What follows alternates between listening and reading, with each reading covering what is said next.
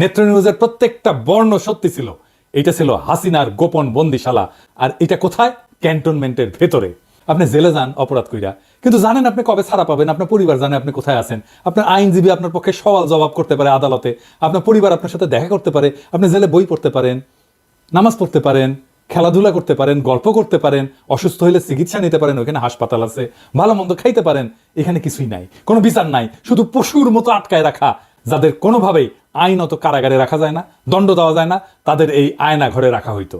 আমরা জানতাম একটা আয়না ঘর আছে, কিন্তু অবিশ্বাস্য হইলেও আমরা জানছি একটা না 700 থেকে 800 এরকম গোপন বন্দিশালা ছিল। বাংলাদেশে যত আয়না ঘর আছে প্রত্যেকটা খুঁজে বের করা হবে। সোফার আমাদের কাছে গুম কমিশনের ইনভেস্টিগেশন অনুযায়ী এবং সিকিউরিটি ফোর্সে যা ইনভেস্টিগেশন করেছে, আমরা জেনেছি এটার সংখ্যা কয়েকশো, মেবি 700 থেকে 800, এবং এইটা আরও বের হচ্ছে।